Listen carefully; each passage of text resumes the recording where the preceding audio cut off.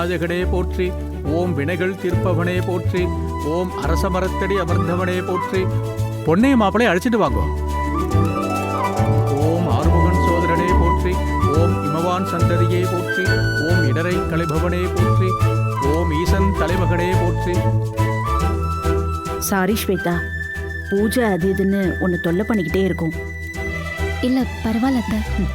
சரி வா. பொன்னையும் பையனையும் உட்கார வைங்க. உட்காருங்க. நீங்க அப்படியே உட்காருங்க.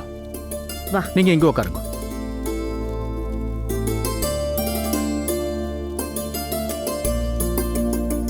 மாலையை பிடிக்கும் மாப்பிள்ள. இந்தாங்கம்மா. நீங்க முதல்ல போடுங்க. நீங்க மாப்பிள்ளைக்கு போடுங்க. ஓம் கருக்காக்கும் நாயகியே போற்றி. ஓம் கர்ப்பரக்ஷாம்பிகையே போற்றி. ஓம் கருகாவூர் தேவியே போற்றி. ஓம் கஷ்டங்கள் தீர்ப்பாய் போற்றி. ஓம் ஈஸ்வரனின் இதயக்கணியே போற்றி. ஓம் கருகாவூர் எந்தையின் கண்மணியே போற்றி. ஓம் முல்லை வனநாதரின் சுந்தரியே போற்றி.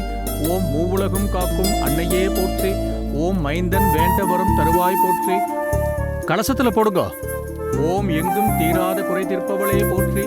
ஓம் எங்களை என்றும் காப்பவளே போற்றி. ஓம் பிள்ளை கழிதிருக்கும் பேரொழியே போற்றி. ஓம் பிறவி பயன் தந்து அருள்வாய் போற்றி. ஓம் பிண்டமாயிருக்கும் கருவளப்பாய் போற்றி. ஓம் முல்லை வனத்தில் அரசால்வாய் போற்றி.